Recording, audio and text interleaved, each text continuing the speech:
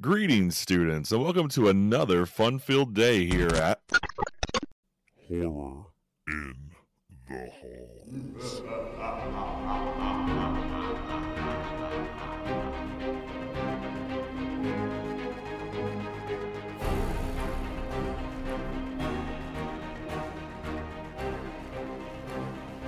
What's up, kids, and welcome to Horror in the Halls. I'm Bob, aka Mr. Holland. And I'm Jenny, aka Mrs. Hill. And we're just two high school teachers educating the masses on the spooky stuff we love. It's August, and that means it's time to go back to school. And this week's episode is guaranteed to jack you up. It's 1998's The Faculty. I had to use that line because it's ridiculous. It is ridiculous. I think I heard the best description of this movie ever. It says, think Invasion of the Body Snatchers meets The Breakfast Club. Right? Yeah. Because it's a motley crew of children in this movie. Yeah, it's all like a bunch of like pre-major fame people from the 90s. Like they were kind of getting there, but not quite there yet. Which is crazy. So let's jump into the deets real quick, and then we'll go into some fun facts and some thoughts on the film. So it was released on Christmas Day in 1998, which seems like an odd choice for Miramax. That is an odd choice. This is not a Christmas Day movie, but back in the day, they used to release movies all the time on Christmas or around Christmas time because that's like the second big movie time, I guess. 104 minutes running time. It's directed by Robert Rodriguez, which I love Robert Rodriguez. He did. Johnny was really excited about that when he saw it at the end of the credits. I was watching. I was like, hold up. I saw his name and I was like, no. And I was like, oh, he directed this movie because I love him. Like El Mariachi, Desperado, From Dusk Till Dawn. He did The Spy Kids. He did Sin City, Planet Terror, Machete. All those movies. Once Upon a Time in Mexico. Great kind of directorial voice, I think. So now it's like going back and watching it again and knowing it before I watched it, you kind of see some of his fingerprints on it, which I thought was really cool. It was written by Kevin Williamson, who was like the 90s go-to teen horror person. He wrote Scream 1, 2, and 4. I Know What You Did Last Summer. He wrote Halloween H2O, which was Josh Hartnett's first film. Oh, okay, yeah. I forgot him that he was in it. That's why he has that same terrible haircut in both movies. My God, it's so bad. But you know what? All the boys around me had haircuts like that. I know, it was so bad, like the weird little ducktail. He also, Kevin Williamson, is the creator of Dawson's Creek, which was my jam once upon a time. I ain't gonna lie. It was mine too. It should be everyone our age. This show's great. Pacey was my favorite, so. I always liked the Dawson. I like that James Van Der Beek made a career out of himself of just being the Dawson, and he kind of like is almost a parody of himself. Oh, so stupid. He's great. Like on there's a TV show he was on where he played himself. It was Don't Trust the Bee in Apartment 23, and he plays this lady's friend, but he's James Van Der Beek, and he's forever like, when I was on Dawson's Creek, like he's just like playing almost a parody of himself, and it's really funny. It's so ridiculous. It really was. It's a good show, though. So the story was by David Wetcher and Bruce Kimmel. So they actually wrote this movie in 1990. Okay. The first time. So way before Scream was even in production. They shopped it around. No one liked it. Apparently the dialogue wasn't as good. And some of the story characters, they said, that, according to what this documentary I watched, just fell flat. So when Scream blew up, the Weinsteins went out and bought every script that involved teenagers, essentially. So they bought this, read it, was like, and then they brought in Kevin Williamson to rewrite it. So he rewrote it. He added characters, rewrote almost all the dialogue, and kind of made it go in the vein of Scream because, their dialogue was kind of cheesy and not great. Oh, there was a really good line in there, though, and I keep chuckling about it. I can't wait to say it. I know. I have my favorite one is the most teacher line ever. But it was really good. So cinematography is Enrique Stediak. He did 28 Weeks Later, Turistas. It's pretty good. I did find out this was shot, which I miss this so much. It was actually not, it was pre-digital. So it's shot on 35 millimeter Panavision camera. So you can tell the way it looks. It just has that film look, which I liked. And the special effects in this is K&B. It's like Greg Nicotero. That's why they look so good. Like that poor old lady in the shower scene, which is disgusting. That's Greg Nicotero. That's like, the dude who did like The Walking Dead and all those other zombies. Like he That was started. like very reminiscent of the scene in The Shining to me. So Yeah. Oh yeah. 100%. Yeah. I'm not even sure that might have been like what their intention was, because she does look very much like her, from her gross feet all the way up. Ugh. Yeah, it looked just like that. And That's this the is first what thing I thought of. I know. You see her face, you're like, and then when her hair comes off, my first thought is like, there's a naked granny in the shower with a naked teenager. What the hell is going on? And then he pulls her scalp off. I forgot all about that part, and I was like, that's weird as hell. And then it was like, okay, juicy scalp, disgusting. It was gross. It was gross. So it had a budget of $15 million, and it did not necessarily make that. It lost money opening weekend, but its total box office revenue is $63.2 million. So it made its money back. Okay. It didn't That's make good. a lot of money, but it's respectable. 56 on Rotten Tomatoes and a 57 for audience, which is pretty interesting how they're so close. So the critics is 56, the audience is 57. Letterboxd is a 3.3, which I think is accurate. Mm-hmm. And let's see, the cast of this movie is legitimately a who's who of 90 people, of like, Right. 90s to really more 2000s. This is the end of the 90s kind of slasher era. It's 98, but you got Jordana Brewster, which, fun fact about her, she is like Dom's sister in Fast and the Furious. Mm-hmm. She was doing, this is her first movie, and she was doing these both at the same time. And she, in the Okay. interview, is quoted as saying that Fast and the Furious was just this quirky little indie car movie, and that this was going to be her big break. And this one flopped. And Fast and the Furious is like one of the biggest film series there is. Just hilarious. Oh my gosh, they just keep making them too. Oh, It's no, and so they've gotten funny. more and more ridiculous. They're essentially like Marvel movies with cars. Like, why are you making a Fiero go to space, dog? Come on. Let's stop. But yeah, she thought this was going to be her big break movie, and the other one was just like her fun summer indie car film. Oh, okay. Yeah, how wrong she was. Yeah, how very wrong she was. Yeah. Then we got Clea Duvall as Stokely Mitchell. I love Clea Duvall. I thought she was like the hottest person ever in the 90s when I was about that age. I think it's funny in this movie, though, is because she is a lesbian playing a straight girl who's pretending to be a lesbian to be like edgy, which I think is just really funny. I know there's actually two lines that I really like, and one of them's related to that. When Mary Beth's like, I'm not aware of any lesbianism in my heritage. I know. The way she says that is so weird. I was like, did she really just say that? That was really good. No, I laughed so hard. What? I know the lines on this are great, especially if you like are our age and like some of this dialogue is really 90s dialogue. And you're like, I've heard people say that. Like, that is very much on point for what a lot of this shit they said was. We got Laura Harris as Mary Beth. Josh Hartnett again as Zeke Tyler. This is his second movie right after H2O. Sean Atroci is Stan. Salma Hayek is the nurse in this movie. Famke Janssen, which really are like, if you think about 90s, early 2000s of like what people considered hot actresses, those two would be in the top 5 for sure. Especially Salma Hayek. Salma Hayek somehow, I think she really is a vampire, because how do you still look exactly the same? And you're like 60 years old. She's aged very well. Yeah, like the best aging person ever. Her and Keanu Reeves, vampires. It's because she has all the serotonin in her life that she needs. She loves animals. So yeah, she loves everything. She talks about her animals all the time. She's always rescuing like a dog or something. And she's like, oh my gosh. She was interviewed one time saying that she'd try to act like she had an affair, was calling her husband, and she's like, you're gonna just don't be so mad at me. I did something terrible. He goes, oh my gosh, you did tell me you did not bring home another dog. That didn't even cross his mind. It was the dog. And she was like, oh shit. Okay. Yeah, I got 3. That was so fun. Yeah. Oh, that was so funny. She says my favorite role in this movie. So let me run through the cast and I'll talk about it. So you got Salma Hayek as Nurse Harper, Famke Janssen as Miss Burke, which I like her, Piper Laurie as Miss Olsen, which is a fun fact.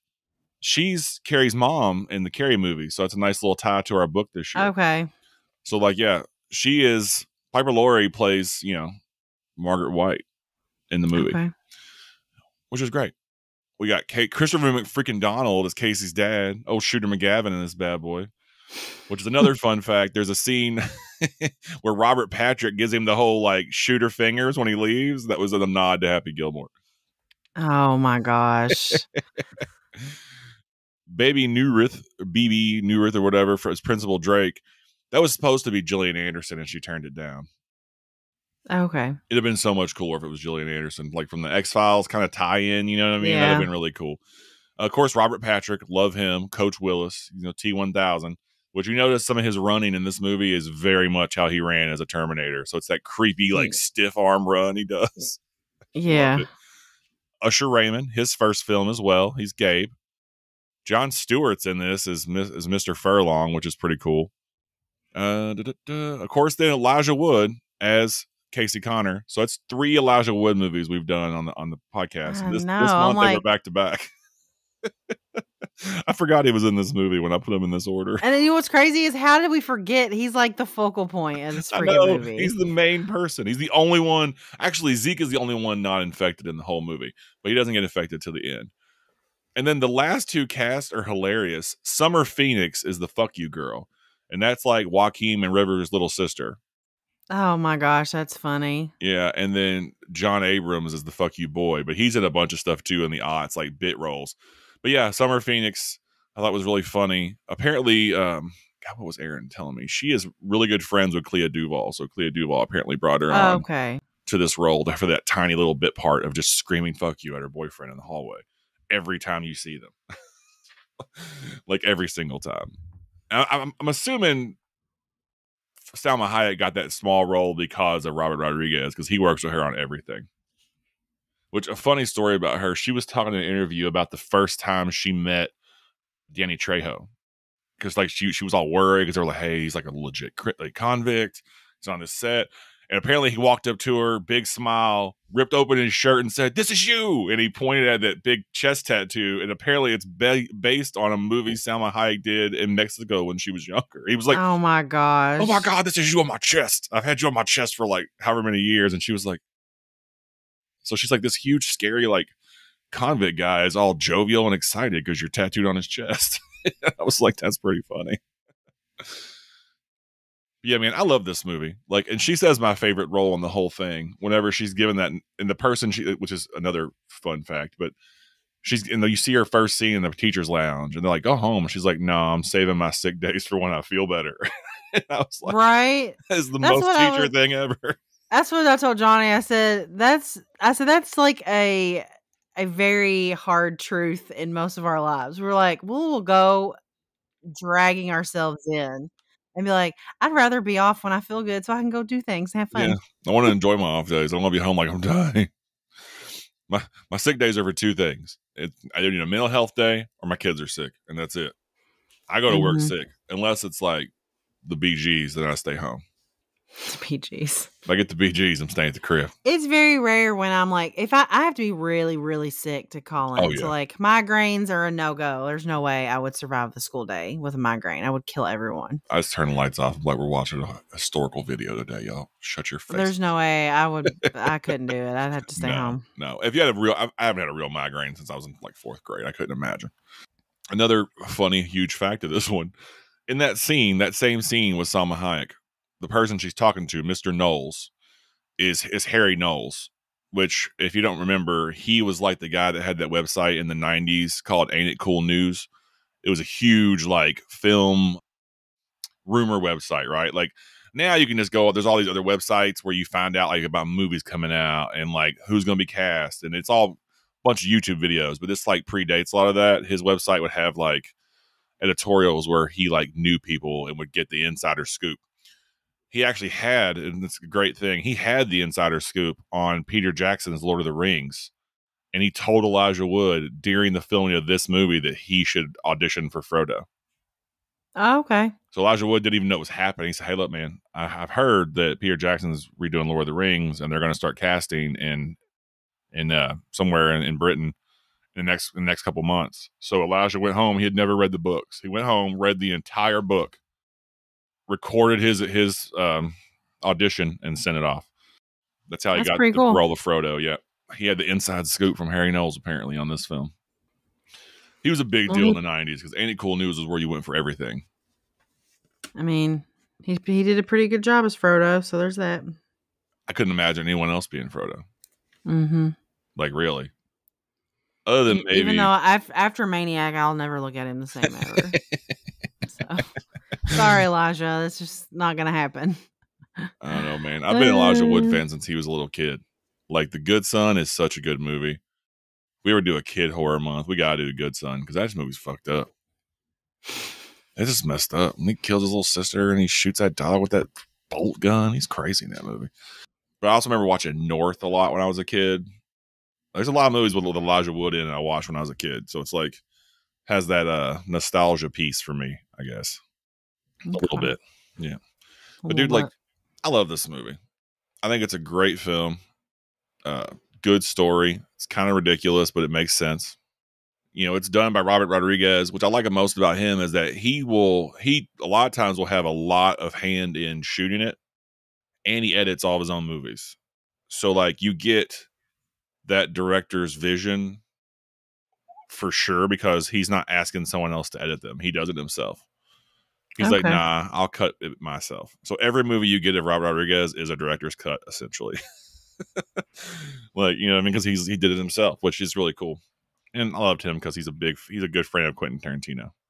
Like I used to have the original version of El Mariachi, where it was all dubbed or subtitled rather, because it's Mexican. It was not Mexican. It's filmed in Mexico. It's in Spanish. God bless America. I just said that out loud. Anyway. You are the worst. I know, right? I feel terrible right now.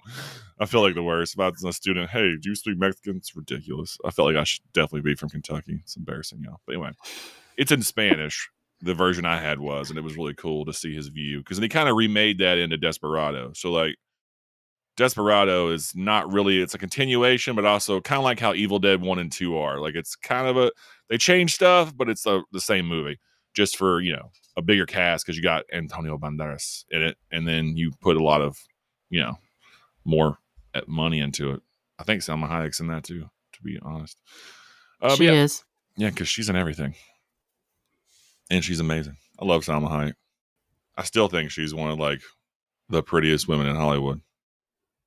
And she's pretty inside and out. I think that's what makes her even better. She's just a great person. You talk to her, she's like always like, ha, ha, ha. Like she's always in a good mood. She's just that living her life. Yeah, and she tells funny stories, and she laughs ridiculous, like it's real belly laugh all the time. It's not fake. Like she's not trying to be prim. She's like, nah, I'm just gonna be me. I'm loud, and she's also tiny, which is real funny.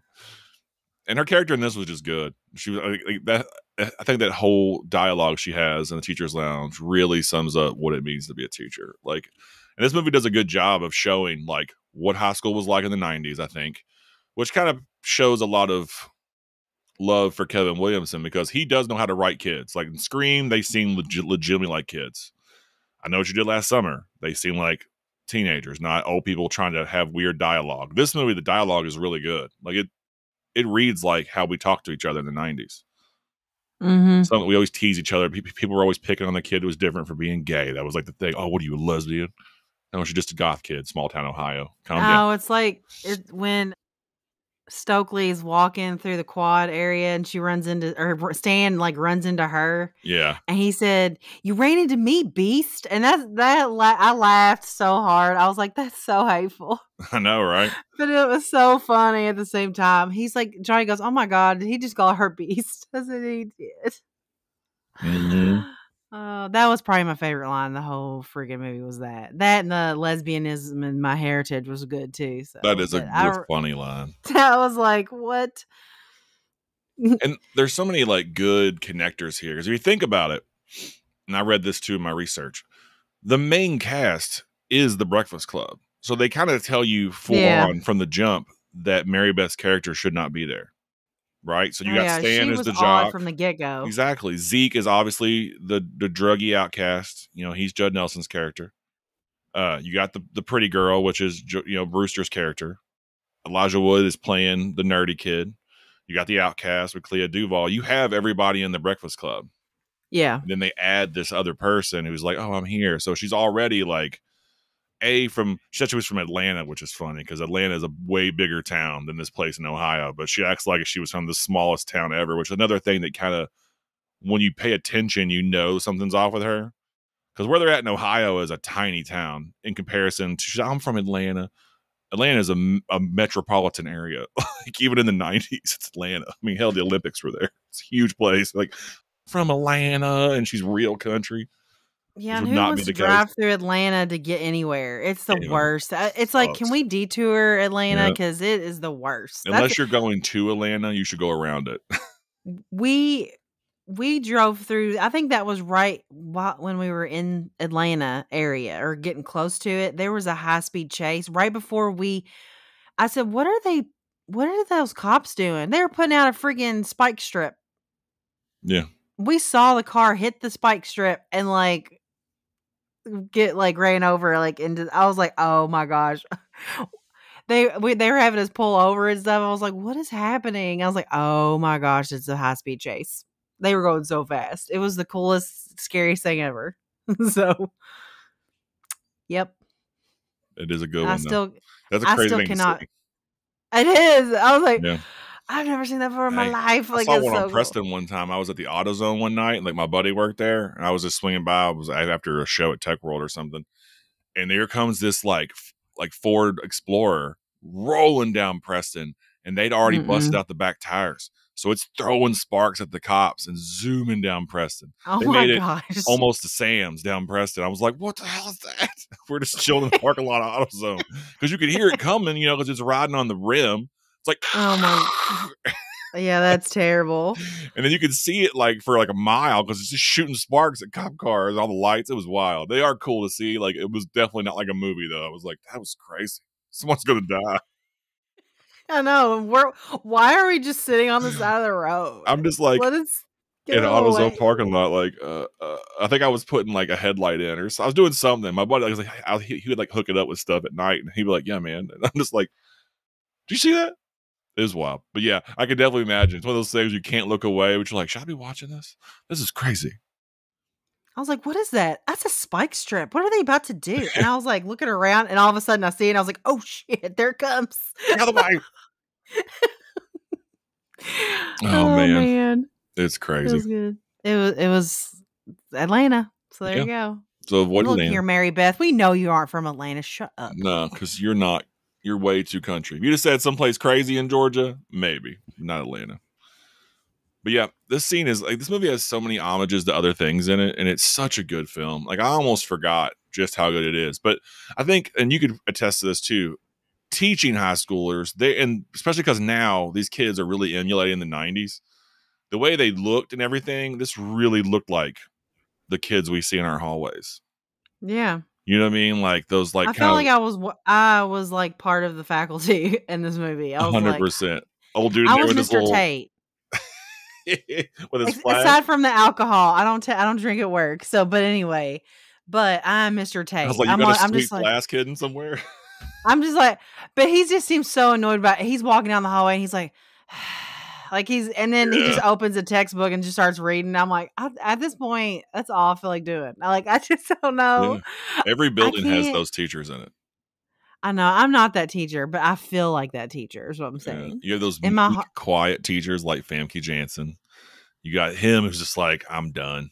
I got 3 years of retirement. I'm done. That's where that dude's at right there. Like he's already called Frankfurt. How much time do I have to stay in here before I can retire? That's where he's at. And you can tell this mentality. But you see teachers like that every year, man. When they come in, the ones who come back to like Jefferson County and like the end of their career, they're like that. I'm ready to leave. It's time. I'm only here to make the money to retire. And then I'm out. Yeah. And that's their mindset. That's what he reminded me of. Yeah. And like just all of them. And like the little old lady, like there were so many good scenes that were like the person who never retires, who stays forever, the lady who died in the shower. Like that was kind of her jam. I'm like, I'm going to teach forever. And they're always like, oh my God, retire. Like they're all telling her to retire.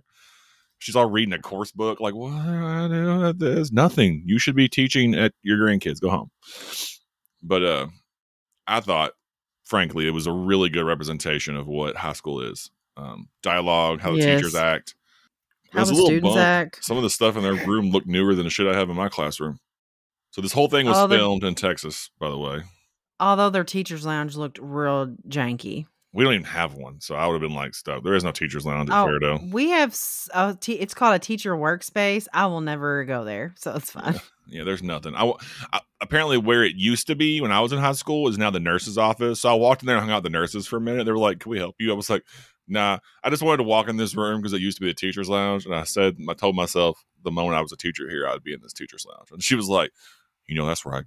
She was funny. The nurse was real cool. She was like, "Heck yeah, I would have done the same thing." I was like, "Yeah, man, I was never allowed in this room when I went to school here, so I'm just taking it in for a minute." They were laughing at me. It was a good time.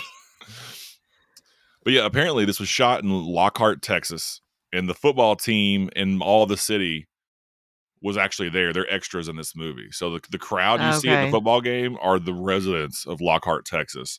The football teams are 2 schools from Texas football team, without minus some of the actors they put in there, like Usher and those guys. And then they all gave them fake T-shirts to wear in the stands, which I think is pretty funny. But they gave them signs that say "kill" on it. Yeah, kill. I'm like, you're taking that shit real serious. There's a lot of good, like, just nods in this one. You'll love this. Apparently, Delilah, which is Jordana Brewster's character, was actually written for Charisma Carpenter, and she turned it down. She said it was too similar to Cordelia, and she didn't want to do it. It's very similar to Cordelia. And they also offered a role to Sarah Michelle Gellar, and she also turned it down. Although Cordelia wasn't as smart as Delilah. No, Cordelia's kind of dumb. Yeah, because Cordelia wouldn't have said, "Oh, that's a really big word, 6 syllables." And I'm like, yeah, Cordelia would not have said that. She would have been like, "How many syllables is that? What did you think?" So what are syllables? That's pretty crazy. Cordelia wasn't very smart. That she turned down a role. Sarah Michelle Gellar turned down a role, and so did Gillian Anderson. I'm like, come on, man. One of y'all should have been in this role. There was I think they did a pretty good job. Oh, they did great. I love it. Like, I honestly think it made it a little bit better all around. You know who else? Although I love that Gabe was, or not Gabe, but Usher was, his name is Gabe in the movie, but that he's on the cover, but like he's barely in it. And Stan is not. Yeah, he's like behind him or something. I'm like, wow. They were just trying to make money off he had just blown up in the late 90s as a musician. Mm-hmm. You know what I mean? Usher's in this movie. You know who else auditioned for the role of Delilah and thank God didn't get it? Jessica freaking Alba. Well, that wouldn't have been good. No, she's like talking to a stump. She's not a good actress. She's just like, you didn't like her in Honey? I didn't like her in anything. It's terrible. She's the worst part of it. I know. I'm like laughing. Honey's like the worst.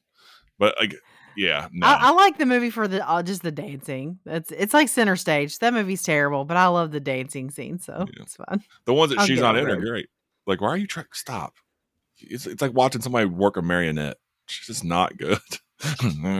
Terrible. Does the same shit in Sin City. It's terrible. Crap. Yeah, like, well, I did have a titty tally in this one. Is there titties in this one? I didn't even notice.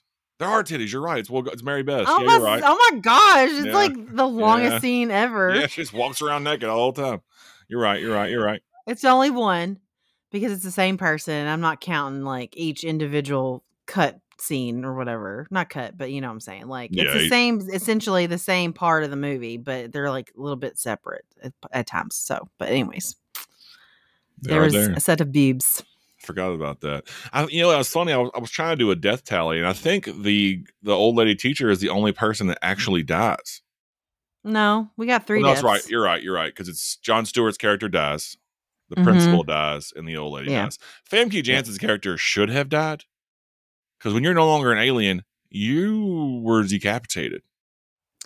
So that's an interesting question about that. No, because it shows that when you cut their limbs off, they come back. Like they reattach. I know, or they stay alive. But did it grow back? Like, yeah, I grew back.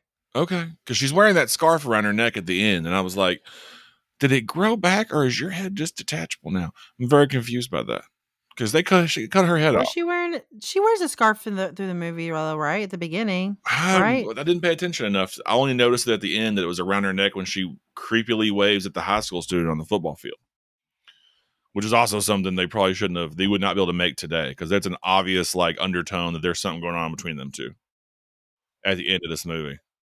even though he's technically an adult because he's a second year, he's a 5th-year senior, which is funny that he's playing football all of a sudden. Like, you're a 5th-year senior, dude. You're like a legit adult. Just get the hell out of here. But whatever. I mean, Smoking I've on a football known some field. 5th-year football players. Oh yeah, some of them stay back on purpose, especially after COVID. They're like, "Oh, do one more year." But no, it's there's a lot of fun stuff in here. They talk about the X-Files. I think the drug scene is kind of paying homage to the thing with the blood test. Like, no, you're taking this. You're going to do this right now. I ain't taking your drugs. The fuck you're not. You know, they didn't give him a choice, which I thought was kind of cool. I was very sad that they ruined Zeke's car. It hurt my feelings a little bit. Hurt my feelings. It did. It's a beautiful car. And also, there's so many nods in this one. Like, Jon Stewart's character's name in this movie is Professor Edward Furlong. And he's named after actual Edward Furlong, who plays John Connor in T2. Oh, okay. Oh, Because, I you wouldn't know, have caught Robert on to Patrick chased him around. So they're like, oh, we're going to name you John Connor, or Edward Furlong, but we can't call you John Connor. But that would made me laugh. But yeah, I like so many of the scenes. Like the way, I love Robert Patrick in anything. When he's angry, it's always believable, and he's a little scary. Like when he's screaming at the football field, he's like, "Brah," then he like smiles all creepily, like, you have bodies in your basement. Weirdo. So do you have anything cool you wanted to comment out about this movie? I don't know. I just really, the first time I watched this, I was telling Johnny this yesterday. I was like, I didn't like this movie the first time I watched it, but I also watched it when it first came out, and I wasn't into anything sci-fi. Yeah. But I feel like I've grown to appreciate some sci-fi movies, and I think I enjoyed it more this time than I did the first time I watched it. I thought the writing was really well done. I liked all the characters for the most part because they all just seemed really believable.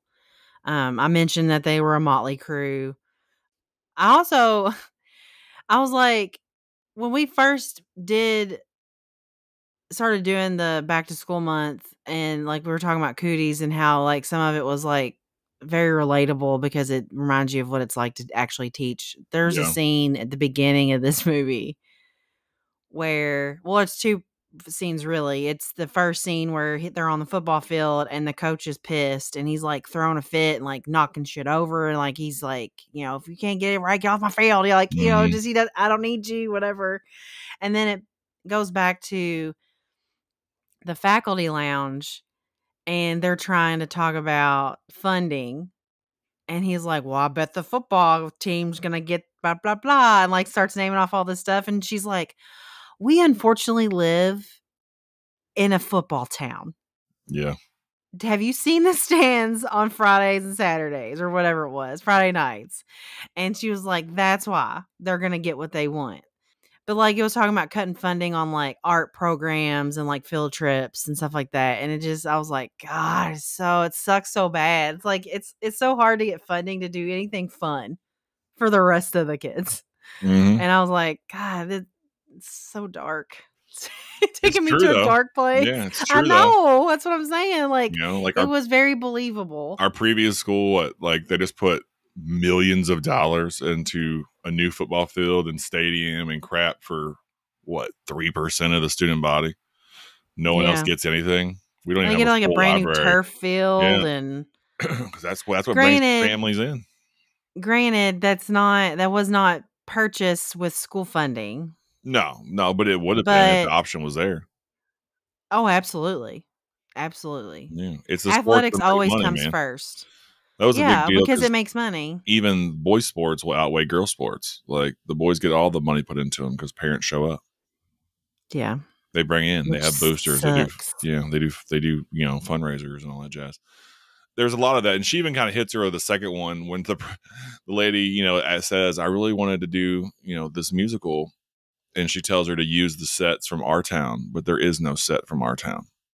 It's just people talking on stage. So it's like reuse the sets from our town because there's nothing. They're just she's basically just telling her, sorry, your kids are getting over it. We're not doing anything. And she's a jerk about it too. She was like, have you seen this? Blah, blah, blah. I'm like, you're the worst. I'm glad you died. And then she got it with some scissors.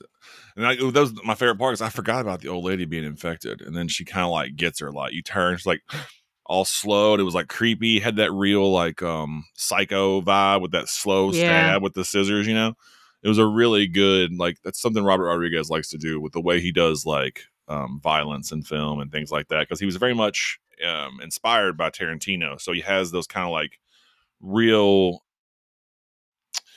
I don't want to say implicit, but like it's just real purposeful violence, like not like nothing for no reason. Like the way she did that, like the character was kind of crapped on, and like you see her as like this bumbling person, then all of a sudden she's like, that was a charade. Here's some scissors to your face, and she takes her out, which I thought was interesting. Also, I liked it a lot. So I thought so. I know it looks very similar, but I don't think it was actually a set from that. So, but anyway, it still looked like it. But I'm gonna mention it because I thought it was really interesting because I actually looked it up. But I think it was Casey's house, and it looked so much like one of the houses from one of the Halloween movies, the one where the little girl lives in. It looked so similar to that house, and I was like, not the original Halloween house, but like the other one that's like two-storied with like it looks very similar. yeah, I could see that. I was like, I had to look it up. I was like, there is that the same house?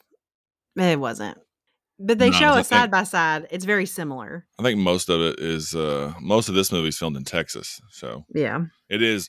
I do see a lot of those houses though. I think that come from that part of the country do have a similar look. Oh yeah. 'Cause there's a lot They of places do. you're like, oh, is that there? No, it wasn't. It wasn't. You know, which is kind of interesting. I don't know. I thought the movie was it was believable and the pacing was really good. I thought the scene with all the like when they're all arguing about how aliens were taking over the school and like kind of making fun of each other, and then all of a sudden Mr. Furlong like freaking Yeah, goes crazy on them, and they're having to fight him, and like it was that whole scene was really good, I know. and I liked how he just ripped the paper cutter off, used it as a weapon, cut his fingers yeah, off. That was crazy. That was cool. I think it did it. We'll get into it in the rubric here. Some of the effects that I liked versus not liked. Anything you want to add? You want to jump into the rubric? we can jump into the rubric. Okay. All right. So, of course, the faculty, we got literary element. So script, story development, dialogue, and character development. This one's going to be really high for me because I think they did a really good job. Like you just kind of hit it. It really feels like high school. Yeah, The it does. dialogue, it's not like, it doesn't feel like a lot of times in other episodes we've quoted about like 40-year-olds playing high schoolers. Every high schooler No, in this this movie is actually feels believable. like yeah, they actually seem like they're high school kids. Yeah, because I see these kids every day. You know what I mean? Like, and we have for our whole career. It's like you see that. Like, Yeah, I've seen you in class, even though I yeah, know and you're. the dynamic between each other and the dynamic between them and the administration and the parents and stuff, it all seemed like legit. Yeah, Like parents aren't listening, administration's not listening, teachers don't care. Like, I think the cool yeah. thing too, though, is that at the time period this was in, they were actually in high school. Like Elijah Wood was a high school age person because Mhm. he's only a year older than me. So Okay. in '98, I was in high school. So he Mhm. might have just graduated. So I think that was a good choice. The casting of this movie was really good. Yeah, definitely. I think there's just he was in so many things, but they did a good job with that. Some of the other actors may have been a little bit older. Let me see. Let's see how old Josh Hartnett was. Josh Hartnett was a little bit past high school, but he played that. He was the oldest character, so that worked out. He's 45 now. So in '98, he probably would have just graduated. Maybe I graduated in 2000. Elijah Wood probably would have been 99. So he might And have it been. makes his character, even though some people probably don't think it makes sense, it makes a lot of sense because a lot of times those fifth year seniors or like kids that are not doing their work are actually one of the smartest kids in the school. Yeah, Liz have some. His needs were not being met. If you look at it from an educator No. standpoint, which I liked Yeah. how he wrote that because, like you said, his character he wasn't like it would have been cliche to make him like destitute shithead kid. Like he's more Yeah. like that '90s. I'm just acting out kid. Like his house was Yeah. super nice. His parents Mhm. were in Europe. He was just a kid who is left to his own devices. Mhm. I mean, he's obviously smart enough to create a freaking essentially like a low key speed in his garage. It's mostly caffeine with some other things mixed together. The kids are getting high on. in a pen, which was weird, but still, he's like, figuring it out. So yeah, I liked his character. I think it fit. He has that he fit that bad boy kind of crappy, but he didn't go deep like with Judd Nelson's character, how his old man's abusive and stuff. This kid is just my parents abandoned me and I'm acting out. Yeah. But I thought it was written really well. I think the narrative's great. The characters are all developed well. You see some real growth across all the characters. The ones who liked each other get together and they swap around and even Piper's character comes around at the end how she's dating Casey, but it's like, oh, your fan club's here. You know what I mean? But 'cause she really was smart. She was just playing that beauty and Clea Duvall's character, Stokely was acting just to be stood out, but at the end she's wearing purple and flowers and she's dating Stan. You know what I mean? So you see these characters totally shift. Yeah. I think you did a good job. Yeah, I think so too. What do you think score wise? I think it should be up in the 20s. Okay. You want to kind of just hit it in the middle, say 22, 23, something like that? 22 is good. 22. All right, so the effects design element. So visual effects elements that connect to the narrative, set design, overall character design, gore, and practical versus digital effects. See, I really like this one too. I think the sets look great. All the kids look like high school. I mean, it is a high school, obviously, but it looks and has that feel. Mm-hmm. You know what I mean? And the way they dress is very reminiscent of the 90s because it was in the 90s, but it really is has that nostalgia. They look like they're supposed to look. Yeah, and the teachers and the staff just looks like actual staff. Yeah, they look like teachers, and I thought that was cool. So that part I think is great. And honestly, the practical versus digital effects, I don't think they did a bad job with the things that had to be digital. Again, you can't look at it from the lens of 2023 because it's not going to look as good as it would today because they didn't have the technology. And their budget was limited. But if you got someone like Greg Nicotero working on the practical effects, so the old lady teacher, the way her skin looked and her feet, and she just looked gross. Oh, her feet were so bad. I know, right? Oh my God. And her scalp coming off, and just that looked really good. And the foaming, and the eyes and the bubble. Even though scientifically he's wrong, diuretic doesn't do that on contact. That dries you out from the inside, but whatever. I forgot what it's actually called when it dries you out your skin on the outside. It's like salt on a slug. But it's not a diuretic, even though caffeine is a diuretic.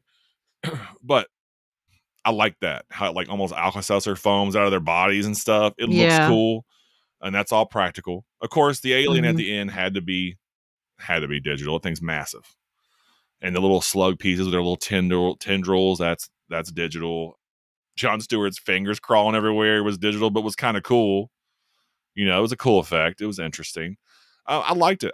Normally it takes me out of it thing, but that big alien, I mean, it's a sci-fi movie, and I'm not sure if I'm sure there was probably some of that alien that's not digital for some of the static shots.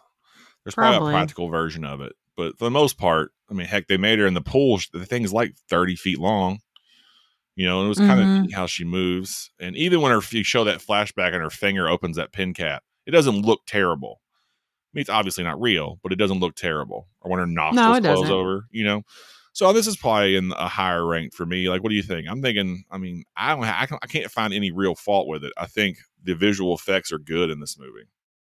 I mean, you paid more attention to that stuff than I do. I wouldn't take much off of this one. It didn't look cheesy to me. No, I'd hit it within probably. I thought probably one cheesy part, but it made me laugh was when her head was walking around. Oh yeah, that looked redonkulous. Yeah, that was silly looking. But other than that, the rest of it looked really good. But again, it looked. Think about the things. This is post Men in Black, so it looks kind of like that. You know what I mean? At the time frame, and this is pre Matrix and New Spider-Man, where you started seeing big, spectacular camera stuff. So at the time, and for this to be shot on 35 millimeter, I think they did a really good job. A really good job. I would hit it with probably 2021 all day long. Okay. There's a couple things I dig it. Like you said, that weird head thing, that was silly. You could have just let her character be dead. That didn't make any sense. her head crawling around. That was just weird. It's so Or funny put her though. arm back on, but the head was weird because she looked like my head. It was strange. And then the body all Yeah, and bumbling her around. body was her body was trying to find her head. That's so good. That was the Well, most I was Scooby like, Doo thing I've ever seen. I laughed so hard at that. I was like, this is great. I just wanted her to be like, "I'm over here, you idiot!" Like in so many other movies where they lose their head, like Hocus Pocus and crap like that. I'm over Oh my here. gosh. It was good times. So what do you think? Like, I don't know, 20, 21? 20's good. All right. Visual technical element. Overall aesthetic of the film is pleasing to the eye. Lighting, creative camera shots, and movement and lens selection. I think this is really good. I know, let's see, what was his name? I can tell you exactly the scene that I thought was the coolest one. Like Was Enrique did a when good job, but Rodriguez has she was which one? Mary Beth was walking through the locker room as a person. She's completely naked, but like the shadows around her are tentacles. But you don't see the Yeah. tentacles. You just see Going the everywhere. shadow. Yeah, that was Yeah, cool. I thought that, and it lasted a while, and it looked really Yeah. good. And they just got bigger and more ominous the closer she got to you. It was really neat. I That liked definitely goes a that lot. little mix of both because it was a smart shot, that overhead like that. But then that, of course, that's going to be a digital effect. Yeah, But it did look really cool. You're like, okay. And they're just kind of tentacles everywhere. It had like a real, like, H.P. Lovecraft kind of vibe to it. Like, just, yeah. it came from outer space kind of vibe, which was cool. I think there's a lot of shots like that. I really like the back and forth shot through the glass with Stan when he's like, let me in, let me in. Those were cool. And like that really weird shot of Robert Patrick character, like standing in the rear of the field and he's just kind of staring with a smile. It was just the way they're done, right? It was done really well. Yeah.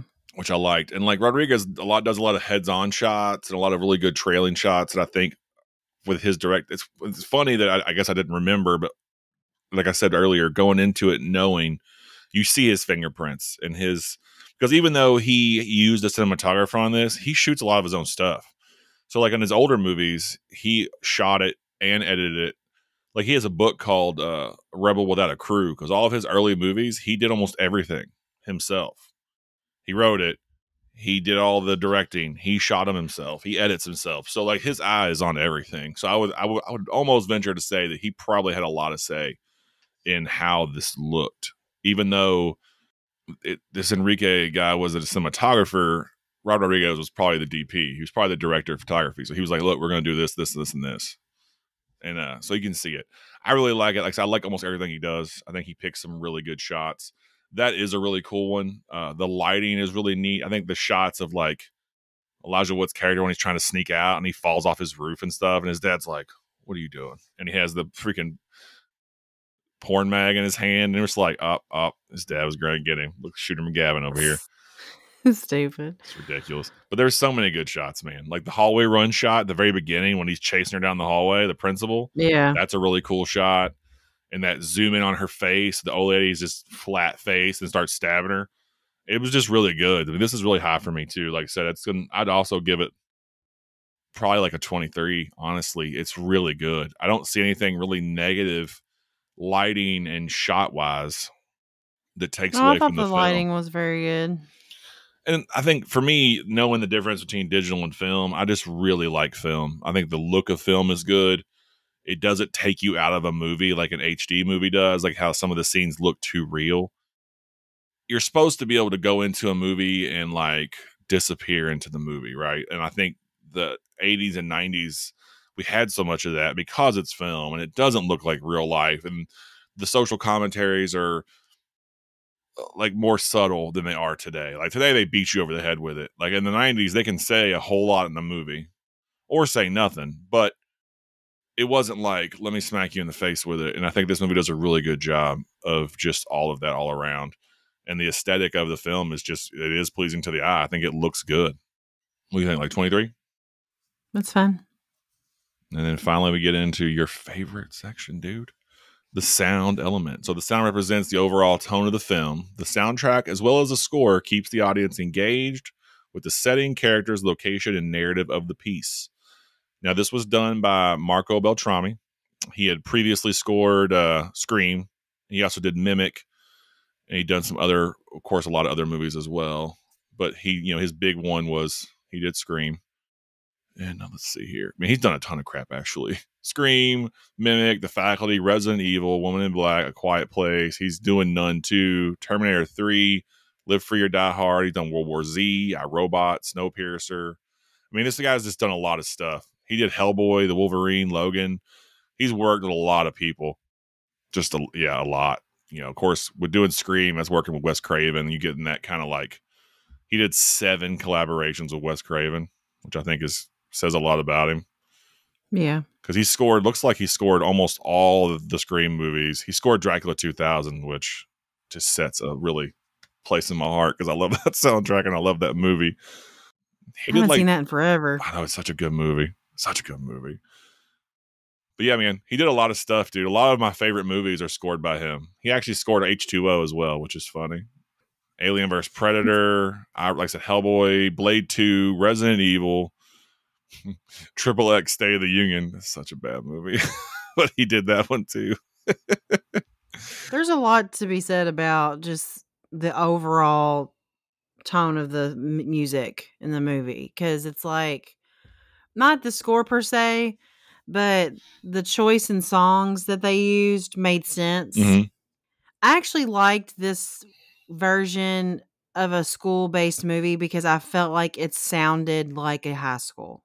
You have the intercom and you're calling the kids over the intercom. You always hear that. It doesn't matter what time of day it is. Somebody's not where they're supposed to be. Mm-hmm. You're making an announcement for them to get to the office because you're getting picked up and we don't know where you're at. So there's that. You're cutting. Someone's here to get you. Yes. And then you have the locker slamming, just like all the sound effects I thought were very fitting to a high school and fitting to like what was actually going on as well. And then I noted 3 songs that I thought were perfect choices. So it starts off with Offspring, The Kids Ain't All Right. Yeah. Which I liked. And then I don't love Creed, but I'm 18 was a good choice for that scene. And then you had another Brick in the Wall. Obviously, it was a good, and that was a cover, but yeah, it's class of 99. Yeah. So like, I thought the soundtrack choices were well done throughout the movie. I thought the sound effects of the high school as a whole was really good. I agree. And then I felt like everything was very ominous all the way through. Like when it showed the faculty and how like they're slowly getting taken over by this entity or whatever. So it scores high for me because of all that. Yeah, I thought it was good. I agree. Like I think without being in a high school daily, you don't pay attention, I think, to those like background noises, and this film has them all. I think that's what you're trying to say, like with the lockers, kids yelling, and there's like weird conversations here and there, and you're just like, there's a lot going on. And you're right. Like, of course, we don't hear as much lockers anymore. Kids don't use them, but that is the sound of high school. You know what I mean? And I really like I agree. I like how they did it. I think he did a great job. And normally, sometimes I don't like when they do like too many songs, but I did think they were done really well here. And well, here's the thing: a lot of them weren't used in the movie. Yeah, it was post credits or post movie, like during the credits and stuff. But like these 3 songs were used at specific points where they made sense. Yeah. Well, a lot of it too would be like when they were in a car, you heard a song, or it was like the fight song where they're playing the game and you heard that background noise from the football game. And it was just really good. I think the sound capture was great. The audio sounds good. The sound of the alien was kind of cool too. Like when you hear him in the water and some of the crazy sounds, and Clea Duvall's character is like screaming underwater when she wakes up and she's all bleeding and stuff. And then it's like, but you have that like muffled kind of creepy roar. And it was cool. I really liked it. So what do you think? What do you want to give it for the sound? I'll do like 22, 23. Okay. I don't think it's like perfect, but I think it's done great. Done a really good job. It's got an 87. That's good. 3, 4, 5. Yep, 87. That is good. We haven't had a B in a while, so that's kind of cool. We got a lot of A's and F's here lately. A couple B's. You either are good or you suck. Yeah. Yeah. The next one will probably suck. We'll see. But I like this movie a lot. I do think it has a lot of. And I had a conversation with someone this weekend about just how nostalgia works on us, because it's more nostalgia is more of us just we kind of tune out the bad from the time period, but we really think about the good. And watching this movie as a person who lived this time frame as a high schooler, it really brought back a lot of high school nostalgia, like thoughts of the positive of high school. It also highlighted a lot of the negatives of high school too. Like poor Casey's getting reamed against the pole and just like relentlessly bullied and no one does Elbowed in anything. the face. Yeah, and he's like bleeding and crying in a stall. That was high school for some people, and I think this movie does a really good job of capturing that. Mm-hmm. It's got a lot more sci-fi vibe, but there is some great horror. I think you have some of the special effects are done by arguably one of the best to ever do it. Like Greg Nicotero is in the top 5 special effects makeup artists of all time, I think, and he will forever be that. Especially for things involving like rotting bodies, things like that. They look really good. Like I said, the old lady, even her dead body was good.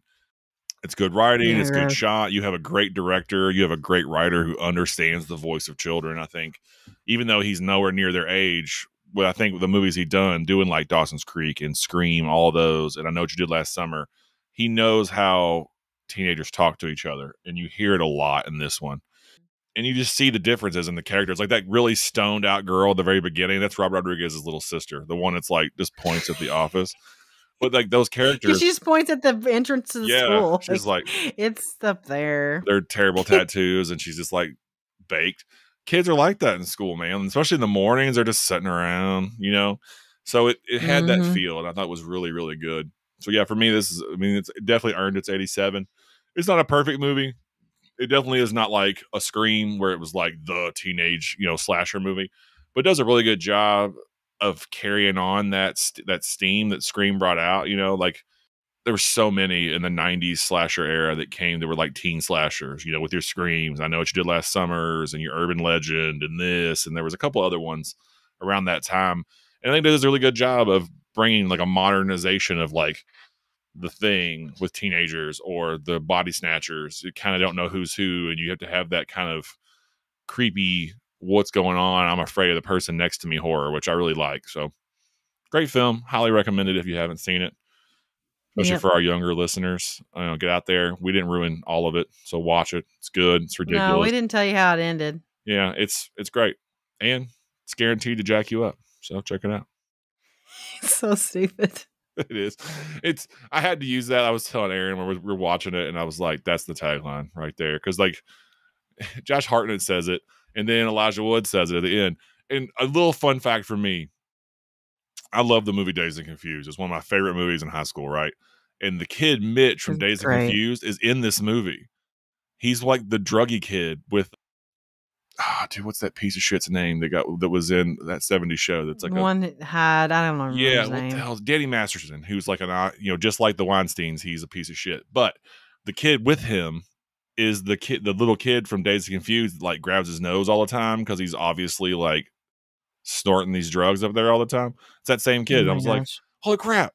I've never seen that kid in any other movie ever, and I was like, that's him right there. That's crazy. It made me laugh. But yeah, that was a little fun there. So anything else you want to add before we get out of here?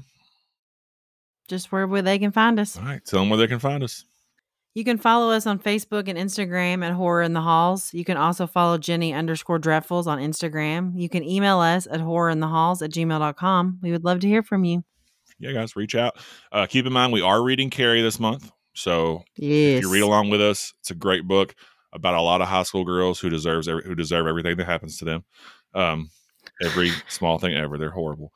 There's also a Patreon special this month. If you join Patreon at any level, you get stickers, bookmarks, accolades, whatever you need. And yeah, so I think that's it. We're going to get out of here. We'll see you next time. Bye.